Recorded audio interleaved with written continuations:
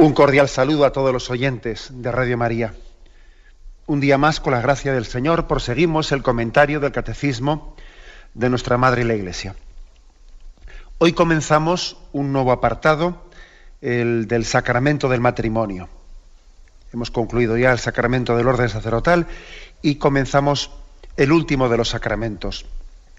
Tal y como os he explicado, es el sacramento del matrimonio. Os recuerdo, un poco por contextualizar, que estamos en la segunda parte del catecismo.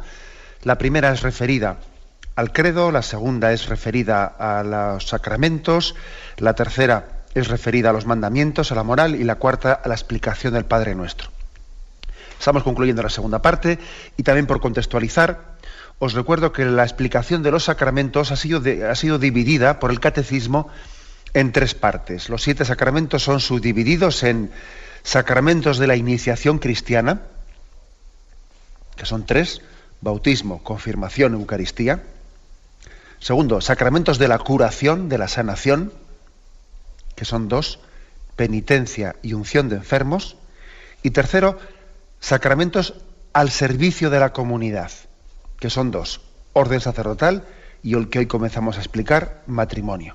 O sea, hay pues una división que hace el catecismo, pues yo creo que un poco por motivos de lógica teológica, un poco para que también el cristiano que se acerca al catecismo entienda que los sacramentos forman parte también de una pedagogía de Dios, ¿no?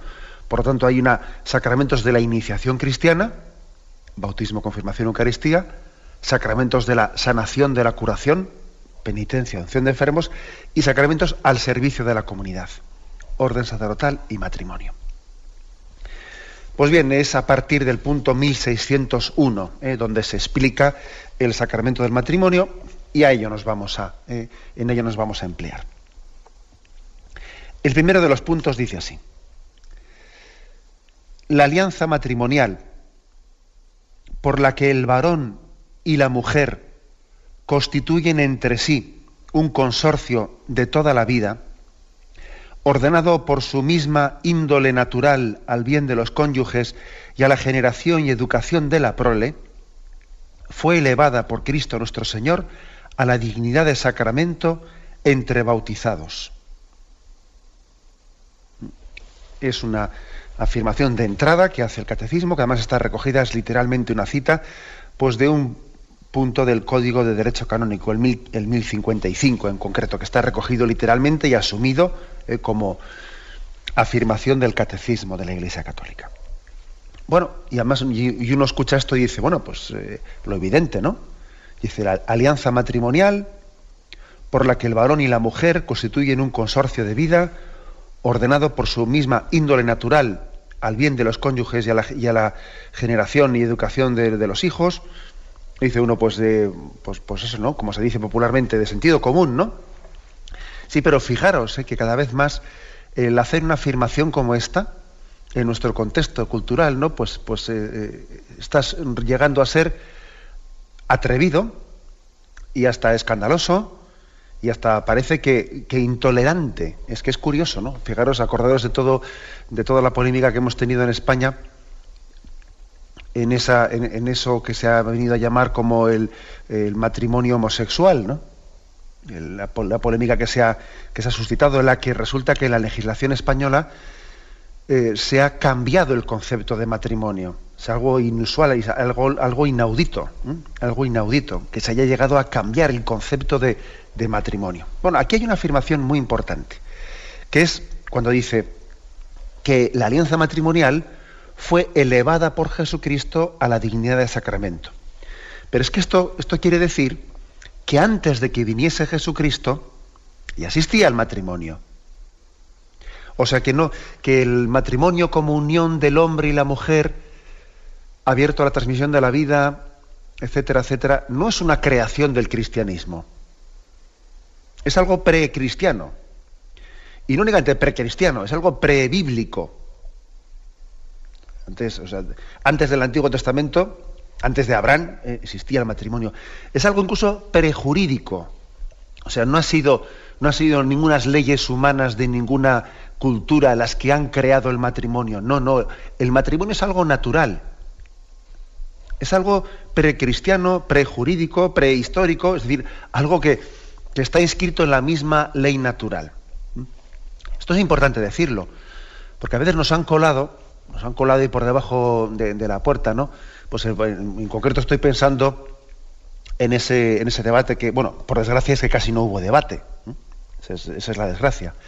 Pero bueno, en ese momento en el que en España se planteó el tema del cambio del concepto de matrimonio para colar pues esa ficción de matrimonio llamada matrimonio homosexual, en ese momento se afirmó que claro, que es que el concepto de matrimonio es un concepto que lo ha introducido el cristianismo, o que es judeocristiano, se decía.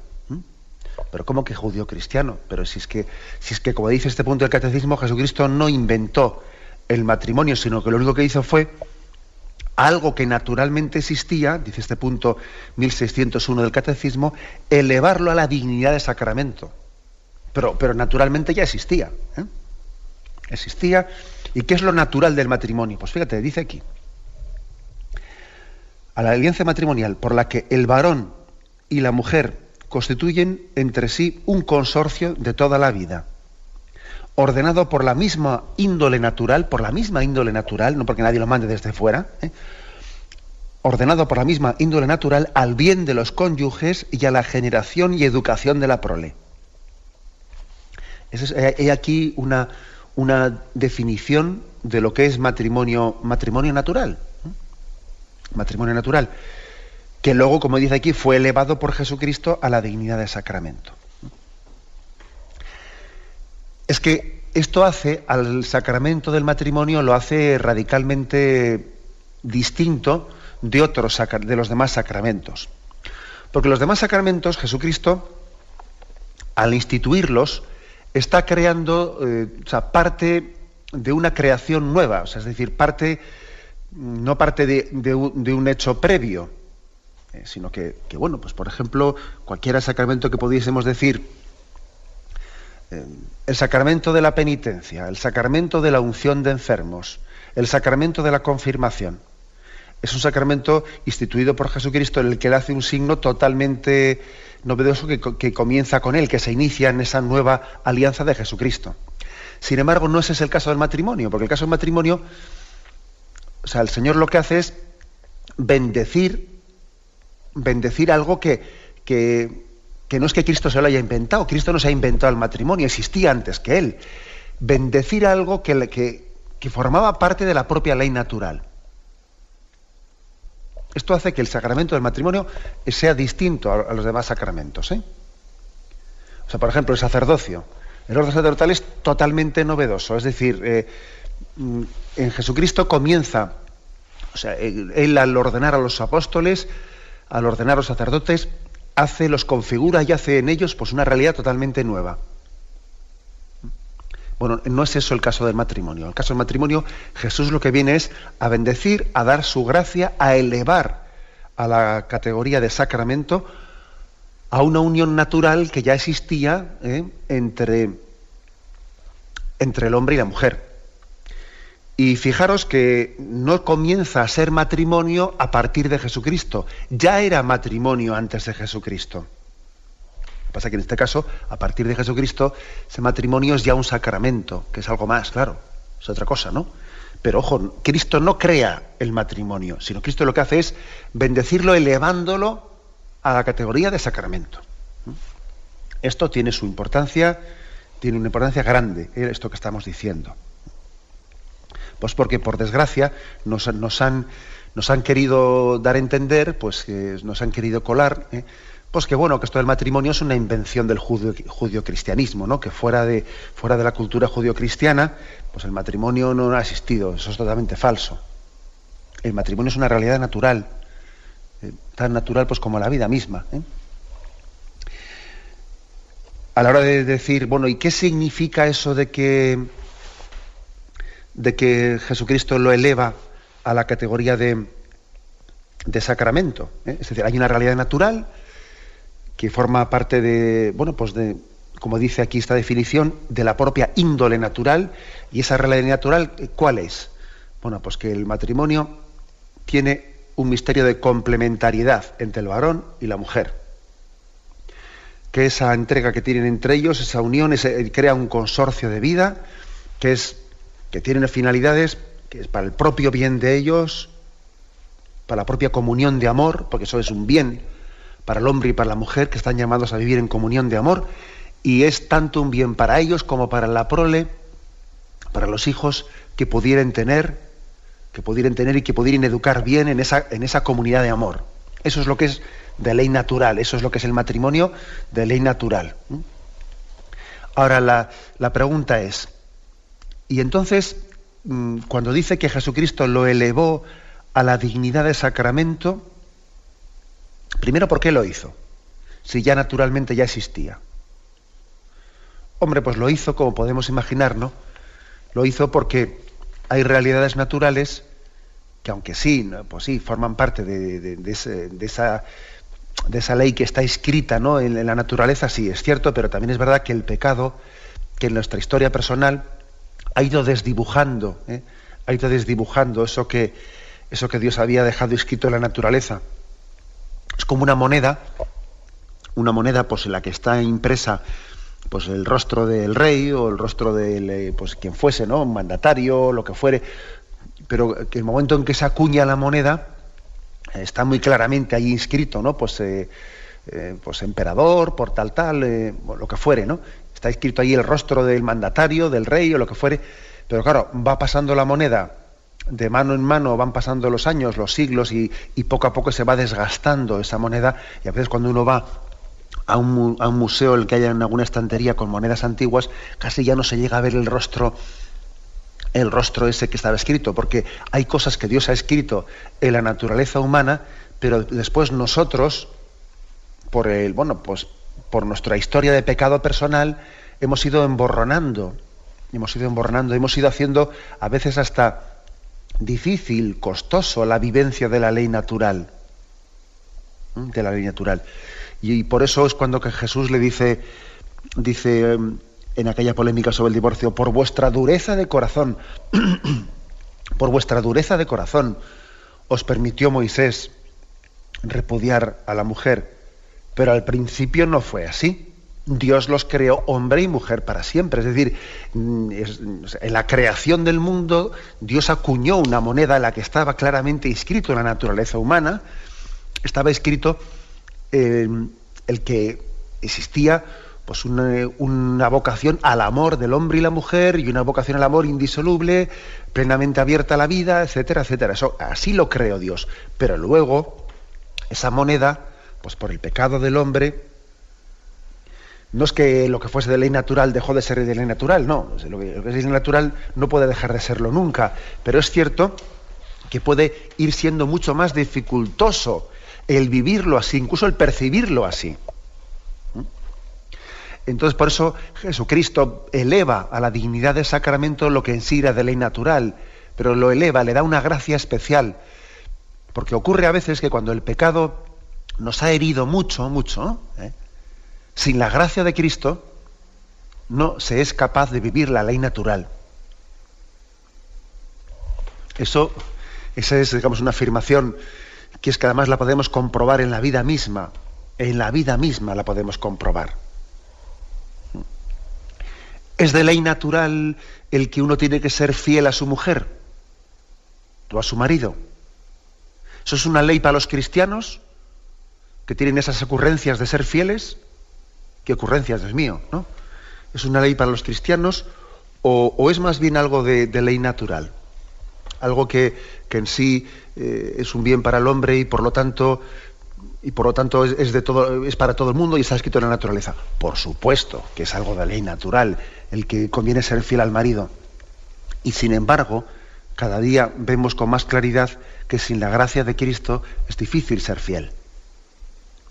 Pues porque las tentaciones son muchas, porque la cultura que nos rodea puede llegar a hacer ver como normal lo que es aberrante, porque la carne es débil, la medida en que se ha dejado atrapar y se ha dejado seducir por la corrupción, etcétera, etcétera. Es decir, sin la gracia de Cristo es difícil vivir la ley natural. especialmente cuando hay un contexto social en el que bueno, pues el pecado ha llegado a dañarnos y ha llegado incluso a pedir una especie de carta de ciudadanía, ¿eh? Porque puede haber unos contextos sociales en los que el pecado ha llegado a instalarse de tal manera en nuestra cultura que casi se reivindica como si fuese un derecho, ¿eh? No tiene derecho, ¿no? Pues a ser infiel a su mujer y a ir con la siguiente y con la siguiente, ¿no? Eso es un derecho. Pues muy bien. Entonces, ¿qué ocurre? Pues que el pecado ha llegado a cegarnos tanto que como no venga la gracia de Cristo a nuestro socorro, es difícil vivir la ley natural. Es difícil. Por eso, Jesucristo, por su misericordia, pues él vino a elevar algo que en sí era de ley natural, lo vino a elevar a la dignidad de sacramento, pues por preservarlo.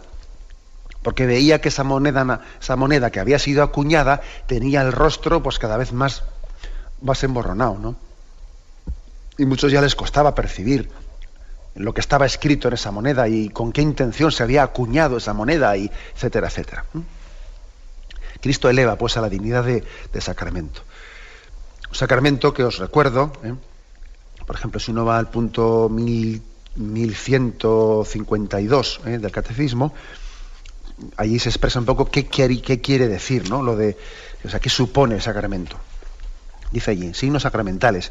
Desde Pentecostés el Espíritu Santo realiza la santificación a través de los signos sacramentales de su Iglesia. Los sacramentos de la Iglesia no anulan, sino que purifican e integran toda la riqueza de los signos y de los símbolos del cosmos y de la vida social. Aún más, cumplen los tipos y las figuras de la antigua alianza, significan y realizan la obra, la salvación obrada por Cristo. Es decir, un sacramento, el matrimonio, después de que Cristo lo elevó a la dignidad de matrimonio, a partir de ahí ya significa y realiza la obra de la salvación. Antes, pues no tenía tantas pretensiones. Antes el matrimonio, antes de que Cristo lo elevase a la dignidad de sacramento, sencillamente pues era esa realidad natural que antes hemos hablado de ella, ¿no? Pero a partir de entonces, la unión matrimonial bendecida por Dios, el sacramento, significa y realiza la salvación de Dios en esos esposos, en esa familia. O sea, es mucho más, es un signo del amor de Dios a la humanidad. Es un signo del desposorio de Cristo con la humanidad. Esto es elevarlo a otra dignidad. Vamos a intentar explicar esto con todo el detenimiento que podamos, pero esta es un poco la afirmación de partida, en la que hace el punto 1601, en la que se hace una definición de lo que es, desde el punto de vista de la ley natural, el matrimonio, y de cómo Jesucristo lo elevó a la dignidad de sacramento. Tenemos un momento de reflexión y continuamos el sacramento del matrimonio. Continuamos con el punto 1062, el matrimonio en el plan de Dios. Antes de ponernos a leer el punto 1602, creo que es bueno que, yendo un poco a las bases, a la raíz, también un poco antropológica, perdonad por esa palabra, pues las bases antropológicas de lo que es el matrimonio, repasemos un punto que ahí se nos sugiere en el Catecismo, que es el 369, donde habla de hombre y mujer los creó. Habla de la igualdad y de las diferencias queridas por Dios. Y dice ahí, el hombre y la mujer son creados, es decir, son queridos por Dios. Por una parte, en una perfecta igualdad, en tanto que personas humanas, y por otra, en un ser respectivo, de hombre y de mujer.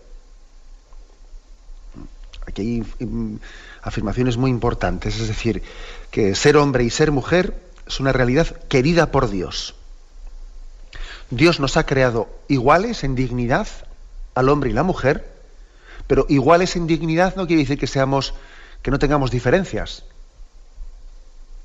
Dios nos quiere diferentes, nos quiere complementarios. Y esas diferencias o complementariedades no son la cultura las que las ha creado, ¿no? Aunque luego la cultura tiene sus influencias, sino que están inscritas en la propia naturaleza. Y además dice, el hombre y la mujer son creados, es decir, son queridos Porque ser creado es haber sido querido por Dios. O sea, la creación no es fruto de una especie de casualidad, o de un ciego destino, o de una necesidad. Dios no ha creado por necesidad. Dios ha creado libremente. Ha creado libremente por amor. La creación también no era, no es ni casual ni obligatoria. No, es un acto libre de amor de Dios. Ser creado es sinónimo de haber sido querido expresamente por Dios. Hemos sido queridos, hemos sido pensados siempre como hombre y como mujer. Ser hombre, ser mujer, forma parte de mi vocación. Yo he sido querido así por Dios. Tenemos que estar como muy orgullosos, muy agradecidos de ser hombre o ser mujer. Eso forma parte de la vocación que Dios me ha dado. Igual en esto hemos pensado poco. Igual cuando hablamos de vocación, pues la referimos únicamente a que Dios me ha dado la vocación de ser sacerdote a casarme, ¿no? Pero ojo, también Dios me ha dado una vocación inscrita en mi naturaleza a la masculinidad, a la feminidad. Y eso es un don del que tenemos que estar muy contentos, ¿no? Es absurdo, ¿no? Pues que lo que se escucha por ahí a veces de que yo quiero cambiar de sexo, pero bueno, ¿qué quiere cambiar de sexo? O sea, es decir, quiere decir que lo primero en esta vida, lo primero es ser conscientes de que el ser hombre, el ser mujer, no es como algo sobreañadido a mi personalidad. No es como si a mí me hubiesen puesto una chaqueta. No me gusta esta chaqueta, me voy a cambiar de chaqueta. No, eso no es así. El sexo masculino o femenino no es algo sobreañadido a mi persona, sino que forma parte de mi personalidad. Dios me ha querido hombre, Dios me ha querido mujer. Y eso me configura, forma parte de mi personalidad. Forma parte, según dice este punto al que yo quería referirme, el 369, forma parte del ser imagen y semejanza de Dios. Ser hombre o ser mujer refleja de una manera concreta y determinada la grandeza de Dios, la sabiduría y la bondad del Creador. Ser hombre o ser mujer es una forma concreta de ser imagen y semejanza de Dios. Estamos reflejando la riqueza de Dios de una manera determinada, siendo hombre o siendo mujer. Bueno, pues esto es un punto de partida importante, ¿no? Es una especie como de antropología base, que está en la base del concepto de matrimonio. Eso creo que es importante. Bueno, pues dicho esto, en el punto 1602 se afirma: la Sagrada Escritura se abre con el relato de la creación del hombre y de la mujer a imagen y semejanza de Dios, Génesis 1, 26, 27, y se cierra con la visión de las bodas del Cordero, Apocalipsis 19, 7, 9. Es decir, dice, ¿te has fijado, te ha llamado la atención alguna vez que la Sagrada Escritura, la Biblia, comienza con una imagen esponsal y termina con otra imagen esponsal? ¿Te has fijado en ese detalle? Fíjate cómo la Biblia comienza con la creación, ¿no? Y dijo Dios, Génesis 1:26, hagamos al hombre a nuestra imagen, a semejanza nuestra, y manden en los peces del mar y en las aves de los cielos, y en las bestias y en todas las alimañas terrestres, y en todas las serpientes que serpentean por la tierra.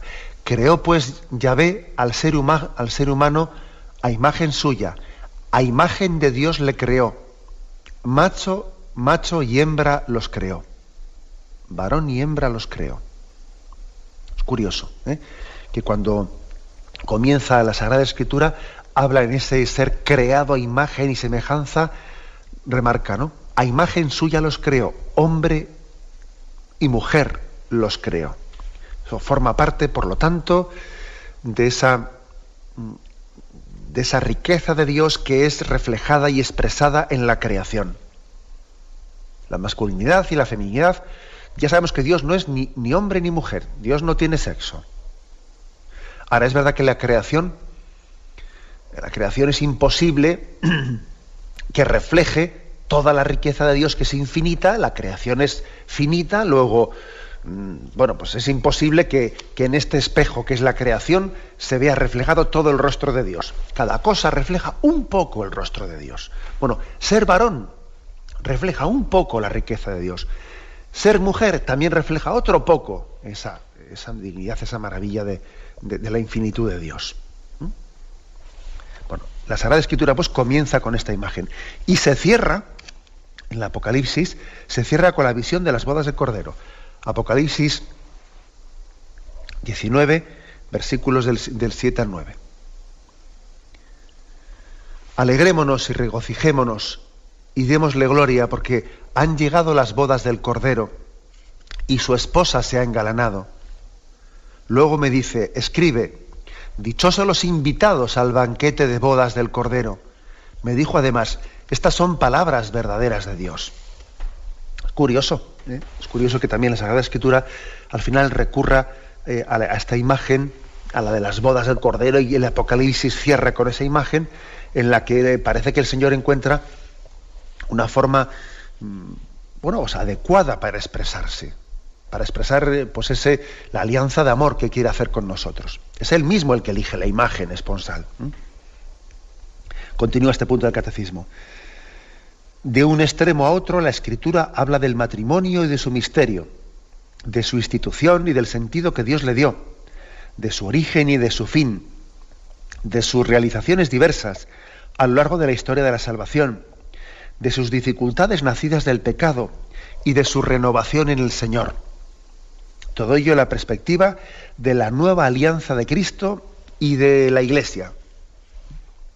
O sea que la Sagrada Escritura, como veis, pues a lo largo de no únicamente el Nuevo Testamento, no únicamente el Antiguo Testamento, sino en toda ella hay un describir, pues cómo Dios ha tenido un designio a través del matrimonio, pero es verdad que también hay un increscendo, ¿no? Hay desde el Génesis, desde la historia de salvación hasta la culminación en Jesucristo y en Pentecostés, pues claro, hay una progresiva revelación de cuál es el plan de Dios para el matrimonio, como en todas las cosas, ¿no? La Sagrada Escritura tiene, pues uno si se queda únicamente con los primeros libros del Antiguo Testamento, tiene mucha menos capacidad, o sea, no tiene capacidad de entender cuál es la culminación del camino de salvación. Para eso hay que llegar hasta Jesucristo y hay que, desde esa plenitud de Jesucristo, entender la Sagrada Escritura.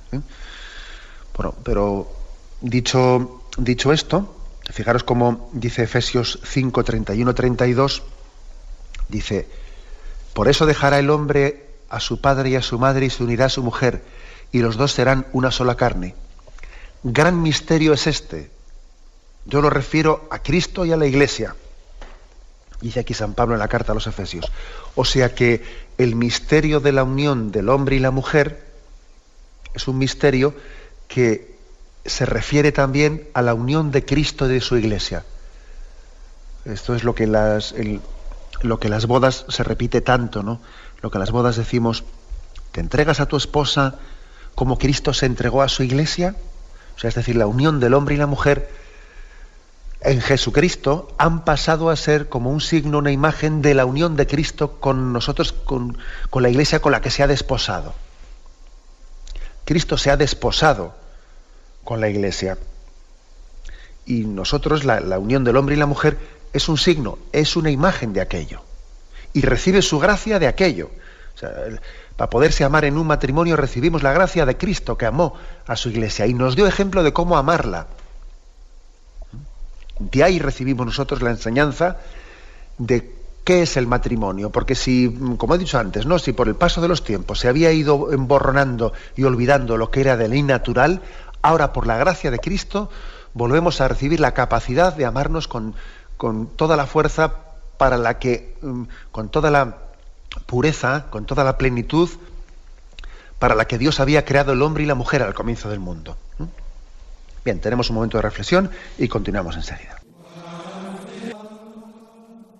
Continuamos en este programa de la explicación del Catecismo de la Iglesia Católica.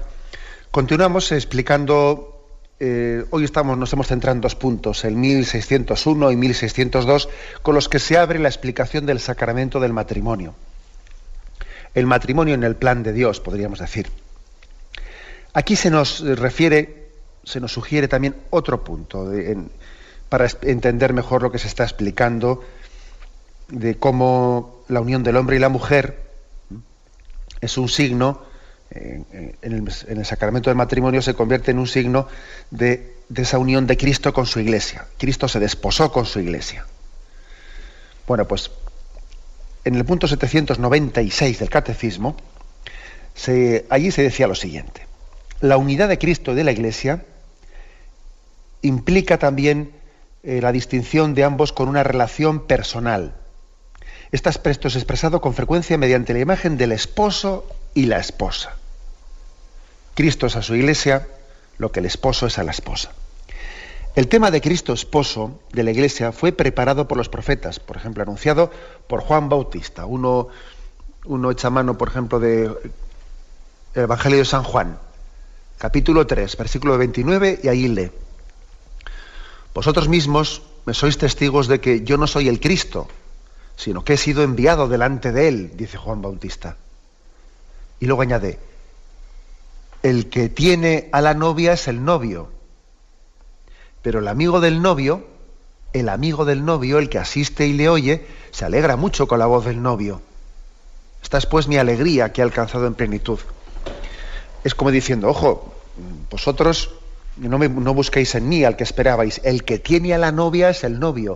O sea, es Jesucristo el que se va a desposar con vosotros. Pero el amigo del novio, Juan Bautista se define a sí mismo como amigo del novio. Fijaros cómo él tiene plenamente asumida la imagen esponsal. Él es el amigo del novio. Él no tiene a la novia, no, a la novia le tiene el novio, oye. Es una imagen clara, ¿no?, en la que hay esa conciencia. Otra imagen, Marcos 2:19. Jesús les dijo, el contexto era esa polémica sobre el tema de si sus discípulos ayunaban o no ayunaban, ¿no? Jesús les dijo: ¿pueden acaso ayunar los invitados a la boda mientras el novio está con ellos? Mientras tengan consigo al novio no pueden ayunar. Él es el novio. No pidáis que mis discípulos ayunen en este momento porque están en las bodas, se están aquí celebrando las bodas, y Cristo es el novio y él se casa. Y Jesús se desposa con la Iglesia, con la humanidad, ¿no? Bueno, pues otra imagen de desposorio. Más imágenes, por ejemplo, Mateo 22, versículo del 1 al 14. Tomando Jesús de nuevo la palabra, les habló en parábolas diciendo: el reino de los cielos es semejante a un rey que celebró el banquete de bodas de su hijo. Envió sus siervos a llamar a los invitados a la boda, pero no quisieron venir. Envió todavía otros siervos con este encargo: decid a los invitados, mirad, mi banquete está preparado, se han matado ya los novillos y animales cebados, y todo está a punto, venid a la boda. Pero ellos, sin hacer caso, se fueron el uno a su campo, el otro a su negocio. Y los demás agarraron a los siervos, los escarnecieron y los mataron. Se airó el rey y envió sus tropas, dio muerte a aquellos homicidas y prendió fuego a su ciudad. Entonces dice a sus siervos: la boda está preparada, pero los invitados no eran dignos. Y pues a los cruces de los caminos y cuando encontréis, y a cuantos encontréis, invitadlos a la boda. Los siervos salieron a los caminos, reunieron a todos los que encontraron, malos y buenos, y la sala de bodas se llenó de comensales, etcétera. Bueno, es decir, fijaros que Jesús buscó expresamente la imagen de la esponsalidad. Es una imagen totalmente de Jesucristo, en la que él se presenta bajo esa forma. Y hay muchas más, hemos elegido algunas, pero podemos echar mano de, por ejemplo, en Mateo 25, ahí están esa imagen de las 10 vírgenes, 5 necias y 5 sensatas, que esperaban la llegada del esposo, la llegada del novio, para entrar al banquete de bodas. O sea, está lleno de imágenes esponsales por la Sagrada Escritura. El apóstol presenta a la Iglesia y a cada fiel miembro de su cuerpo como una esposa desposada con Cristo Señor, para no ser con él más que un solo espíritu. También hay muchas imágenes, ¿no?, de este tipo. Estamos desposados con un solo Señor. No tenemos más que un solo Señor. Por ejemplo, buscamos en 2 Corintios, capítulo 11, versículo 2, y ahí dice: celoso estoy de vosotros con celos de Dios, pues os tengo desposados con un solo esposo, para presentaros cual casta virgen a Cristo. Es decir, nosotros tenemos un deber de fidelidad a Jesucristo. Nuestro corazón no tiene que tener más que a Cristo como esposo. No se refiere aquí ahora tanto al tema de la vocación virginal, no se refiere a eso. Se refiere a que a Cristo ha venido a casarse con la Iglesia, con toda la Iglesia, y lógicamente nosotros no tenemos que tener más Señor que Jesucristo, no tenemos que tener falsos dioses. Nuestro corazón no tiene que tener un falso Señor. Nosotros no servimos a dos señores. Tenemos un único esposo.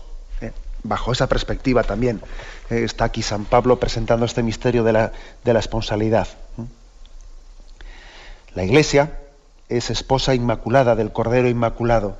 Así también se presenta. Por ejemplo, tenéis Apocalipsis 22, versículo 17, y allí dice: el Espíritu y la novia dicen, ven, y el que oiga diga, ven, y el que tenga sed que se acerque, y el que quiera reciba gratis agua viva. El Espíritu y la novia dicen, ven. Es decir, de nuevo aquí también se presenta a la Iglesia como esposa inmaculada que es fiel a Jesucristo, a la que Cristo amó y por la que se entregó a fin de santificarla. Misterio pues esponsal que, como veis, se repite por activa y por pasiva. Cristo asoció a la Iglesia mediante una alianza eterna y de la que no cesa de cuidar con su propio cuerpo. Otro texto, por ejemplo, Efesios 5:29. Dice así, Efesios 5:29.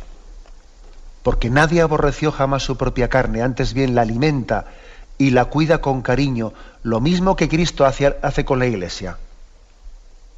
O sea, que igual que el esposo cuida de su esposa porque es su propia carne, pues también así Cristo hace con su Iglesia. Como veis, es indiscutible, y además no estamos leyendo todos los textos, estamos eligiendo algunos.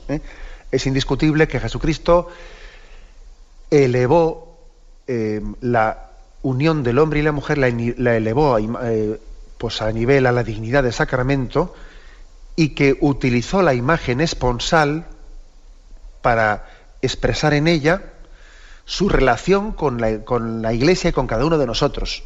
Cristo se viene a revelarse como esposo. Es verdad que también hay más imágenes, O sea, en la Sagrada Escritura hay más imágenes.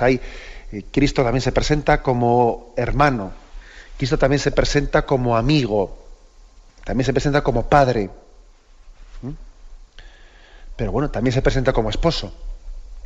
Todas esas imágenes, cada una de ellas, pues como Dios es infinito, como su amor pues es inabarcable por nosotros, cada imagen aporta algo a un misterio infinito que el hombre no es capaz de agotar. Dios es tan grande que todos nuestros conceptos, aunque sí son adecuados, ¿no?, y expresan y son capaces de adentrarse en su misterio, sin embargo no lo agotan. O sea, la imagen de la paternidad es riquísima, pero no agota el misterio de Dios.